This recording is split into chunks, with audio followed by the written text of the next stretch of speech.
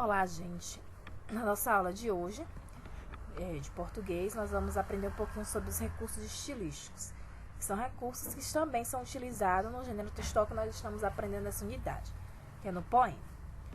Mais especificamente, nós vamos trabalhar a linguagem figurada, certo? Então, vamos lá. Bom, antes de mais nada, vamos ver o que é a linguagem figurada. A linguagem figurada é aquela que expressa em uma palavra ou frase uma ideia de outra palavra e de outra frase.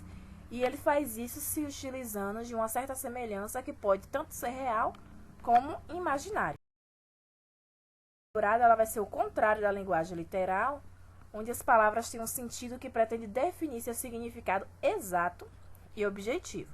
Então, eu coloquei alguns exemplos aí para vocês compreenderem melhor o que é uma linguagem figurada. O primeiro exemplo diz o seguinte: grande era a chuva em meus olhos. Então, quando o poeta ele usou essa expressão aí, ele está dizendo que é uma pessoa que chorou muito e que estava triste. Mas, para ele dizer isso, ele usou o quê? Uma expressão, ou palavras e frases que usam semelhança, certo? Algo semelhante. Ele retrata aí a chuva em meus olhos. Na verdade, a pessoa não chorou a chuva, né? Só retrata que ela chorou muito. Aí tem outro exemplo. Caminhávamos por rios de sangue.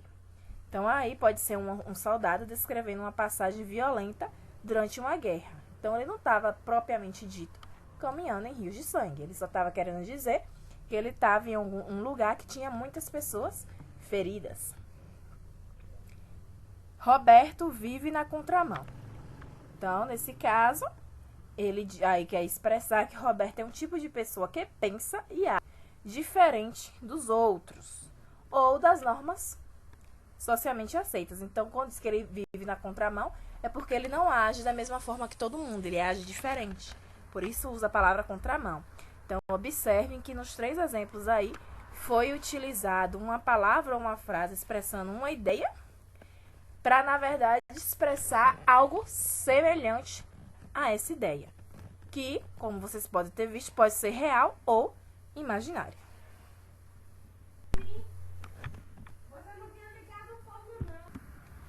Então, a primeira linguagem figurada, né, que a gente vai trabalhar é a personificação. Bom, a personificação ela vai ser utilizada para atribuir sensações, sentimentos, comportamentos, características e até mesmo qualidades que são humanas, certo? Mas essas qualidades elas vão ser atribuídas a objetos inanimados ou seres irracionais. Por exemplo, quando a gente diz assim, o dia acordou feliz. Então, nesse exemplo aí, a gente vê que diz que o dia acorda feliz. E a felicidade é uma característica o quê? Uma característica humana. Só que nesse caso ela está sendo atribuída ao dia, que é um substantivo inanimado. Então, nesse caso, existe a personificação. Uma característica humana está sendo atribuída a um substantivo inanimado, que no caso é o dia. Note que a personificação ela também pode atribuir qualidades de seres animados a outros seres animados. Por exemplo, o cachorro sorriu para o seu dono. Então, quem sorri, essa é uma característica humana, mas nesse caso está sendo atribuída a um cachorro, que é um ser animado, mas não é um ser humano, né? Outra figura de linguagem que a gente vai aprender é a metáfora. Bom, a metáfora ela é uma figura de linguagem que ela se encontra uma comparação implícita. Então, vai ter uma comparação. E muitos textos poéticos, eles usam, né, a metáfora para tornar até mesmo o discurso mais elegante. Por exemplo, como é que existe essa comparação?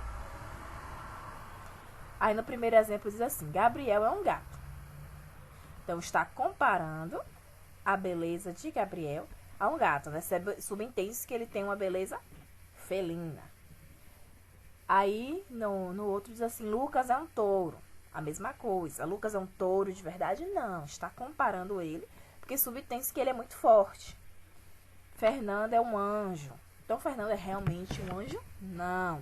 Quando a gente usa aí o anjo, a gente está subentende-se que ele é bondoso, é uma pessoa bondosa. Por isso que está comparando ele a um anjo. Aí, outro exemplo. Dona Filomena é uma flor.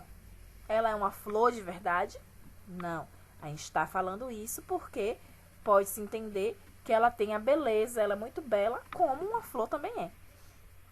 Ludmila é fera em matemática. Então, ela é uma fera de verdade? Não. Está dizendo que ela é muito boa em matemática, ela é esperta, né, nos cálculos. E o último exemplo aí, seus olhos são duas jabuticabas. São realmente duas jabuticabas? Não. Está usando de novo uma comparação, porque os olhos são pretos e redondos. Então, parecem uma jabuticaba. Então, está usando uma comparação. Certo? Então, a metáfora vai ser uma figura de linguagem em que vocês vão encontrar uma comparação implícita. Ok? Aí, vamos para a nossa próxima figura de linguagem, que é a literação. A literação, ela vem do latim, certo? Que significa sequência de letras semelhantes. Então, ela é caracterizada pela repetição de consoantes ou de sílabas no enunciado e geralmente ocorre no início dessas sílabas ou no interior. Então, quando você vê a repetição de uma mesma consoante várias vezes em uma determinada frase, aí está acontecendo uma aliteração. Aí eu coloquei para vocês aí 2 exemplos. Fiz, faço, feito, está. Veja que tem aí, ó, a repetição do F, certo? Então, a consoante sendo repetida. No outro exemplo, para mim tem que ser bom, barato, bonito. De novo aí a repetição, nesse caso, da letra B. Então, em ambos os casos, acontece uma literação. Lembrando que essa repetição na literação é das consoantes, não das vogais. Consoantes ou sílabas, certo? Sílabas. E trocadilho. Trocadilho também pode ser chamado de paranônimos, certo? Que são palavras que se assemelham à grafia de uma pronúncia, entretanto tem um sentido diferente, mas popularmente a gente conhece eles como trocadilho, que é muito comum nos provérbios, no meio publicitário e até mesmo humorístico. Então, ele consiste em palavras que têm uma grafia, ou seja, então escrita correta, uma escrita parecida, uma pronúncia parecida.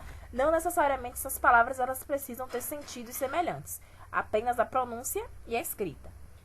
Aí temos aí 2 exemplos. Primeiro, quem casa, quer casa. Então, veja que aí temos palavras que se assemelham, né, na sua escrita. Quem, quer, certo? Aí temos aí outro exemplo. Qual o doce preferido do átomo? Pé de molécula. Então, ao se referir a um doce tradicional brasileiro de amendoim, pé de moleque. Ele utilizou aí o trocadilho para fazer isso.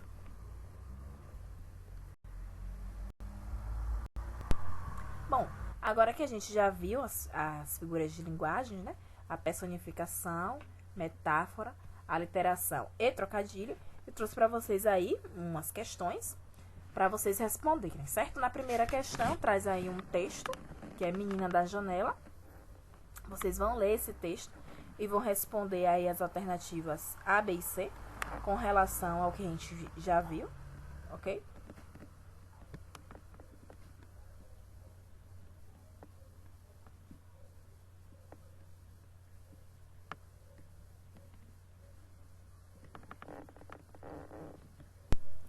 Na segunda questão, também traz um poema para vocês, certo? Veja que está mesclando aí o assunto que a gente viu agora com o gênero textual que nós estamos trabalhando na unidade, que é o poema. Então, vocês vão ler esse poema aí, Canção de Menino, e vão responder também as alternativas A, B e C.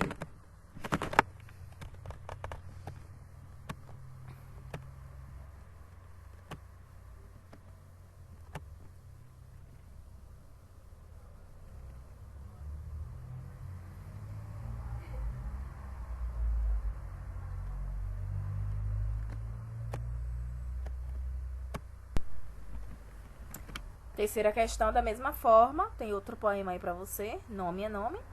E vocês vão ler com atenção esse poema e também vão apresentar aí a resposta à questão.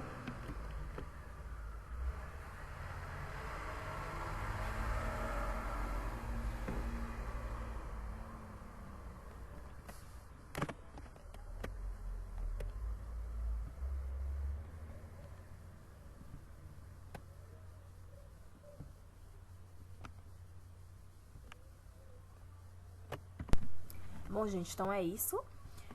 Respondam a atividade, né? Porque na próxima aula, como a gente já vem fazendo, eu vou estar corrigindo E aí vocês tiram as dúvidas que possam ter, mas façam direitinho, tá bom?